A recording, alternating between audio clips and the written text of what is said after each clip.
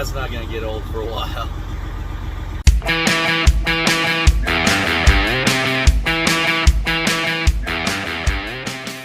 How's it going, guys? Welcome back to the channel, Make Money Trucking. Now, I've been getting this question ever since I bought the glider that I'm in, the 2016 Freightliner Coronado. And today I'm going to tell you how much I paid for this truck right here and how much the monthly payment is, how much money I put down. I thought I'd kind of do two videos in one. You know, not only how did I finance the truck, but also how much I paid all together. So it took me a while to find one of these trucks. I was looking for a few weeks nonstop, day in and day out, and I had told you guys in my previous video how I got a really good deal on this one. She's not perfect, but it's almost perfect. This 2016 Freightliner Coronado, it's got a 14-liter pre-EGR pre-emissions motor set at 550 horse. We've got an 18-speed. It's got 373 gear ratio. It's a mid-roof with a roughly 60-inch sleeper. We've got the cabinets, and show you guys here real fast, just in case you're not. It's got the gauge package, pretty nice interior. There's the 18-speed. So that's a little bit, and you can see, the cabinets behind me. So I got online and I started looking at gliders, and I needed something that was 2013 or newer, and I wanted something that had under 500,000 miles on it, and I wanted the 14-liter. These are relatively hard things to get all together. I would find a lot of gliders that had 12.7s. I have nothing against that motor. I just like the 14s because you can put more horsepower, they can handle more power, and usually they're set at either 515 or 550. And I haul tankers, so typically I'm 80,000 pounds and up, hauling either legal or a little bit heavy or overweight, so I needed a little bit extra power. The 18 speed was just a bonus, but I found that a lot of the gliders that had 14 liters also were paired with 18 speeds, so that was a benefit. Now, given this, I had found 2 or 3 trucks on Truck Paper and online, and they were roughly about $99,000 to $100,000, around that range. Now, I had called on 2 or 3 of these trucks, and literally they had been posted a day or two before I had called, and they were already sold, or they had guys that were coming out to look at them with the understanding that they were going to purchase them unless there was a major problem.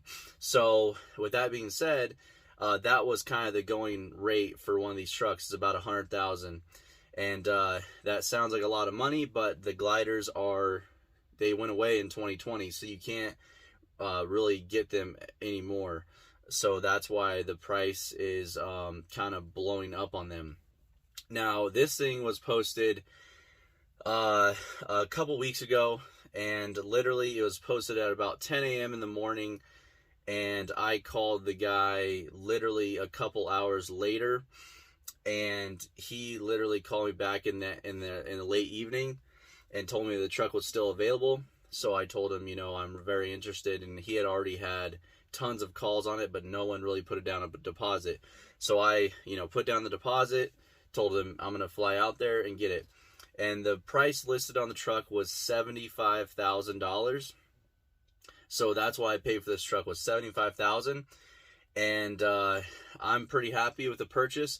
There's some little things that need to be addressed on the truck. I'll go through that in a later video. But for what I paid, I got a great deal. I feel like I got about a 25% discount because there was 3 other trucks that were really similar to this one that sold for around $100,000. And there's some that are skyrocketing. They're upwards of 130, 140,000. There's even one there that was about $180,000 on Truck Paper. So yeah, I paid $75,000 for my 2016 Freightliner Coronado Glider with a 14-liter in it. And I'm pretty happy with that. In retrospect, I was looking at these a couple years ago, and that's not too much more than what they were selling for. a couple years back. I probably would have paid around $60,000 for one of these a couple years back, and maybe could have got one with a little bit less miles. This one has 440,000 miles when I bought it, so that was another plus. And it had service records from the day that it was a one owner truck, an owner operator that was local to the Pennsylvania area. That's where I bought the truck, and it was serviced at the same shop every 15 to 20,000 miles. If there was a squeak or rattle, shocks, whatever, the guy went and put new shocks or whatever needed to be done at the same shop. So I ran the Carfax, and it was literally, there was service records from day one till the day that he sold it, which was a couple weeks ago. Now, with that being said, how much did I finance, or how did I finance it, and what is my monthly payment? So I use my local bank here. A lot of guys ask me how to finance trucks and whatnot. I've kind of moved away from the major finance companies. I more or less use small local banks to my area. And unfortunately, a lot of these banks, as I found out a couple weeks ago, they don't really serve anybody outside of their region. So if you guys out there find a small bank in your area, make sure it's a local bank. Because a lot of times, like, I asked my bank here if I could send some people their way, and they said, if they're local, that's fine, but they're not. So anyways, but kind of a little bit of a ramble there. I put 10% down, so I put $7,500 down, and I financed it for 60 months, and my payment's around $1,300 a month for this truck. So that's how much I paid to finance it. And I only had to put 10% down, so I could not complain about that, especially after, I had gotten pre-approved from my bank for about $100,000, so I was happy to tell my finance guy, hey, I actually got a lot better deal. I actually found a truck for $75,000 instead of $100,000, and with that, I would have to put 10% down. So, yeah, this truck was financed. I put $7,500 down, and the payment is $1,300 a month. So hopefully that answers a lot of your guys' questions. I know that was one of the most common questions. How much did you get that truck for? And I feel like I got a pretty good deal. Like I said, there's going to need to be some things that are addressed in the future, and we'll get into that in a future video. But even with that being said, you have to keep that in mind when you buy a truck for what you think is a good deal. You got to always have in the back of your head that you need to leave some room for maybe some unexpected fixes or some things that might need to be addressed or taken care of on that truck. And that might be why this one was a little bit cheaper than the average going rate. But I'm excited. I couldn't believe this one popped up. When it popped up, I called the guy as fast as I could as soon as I saw it.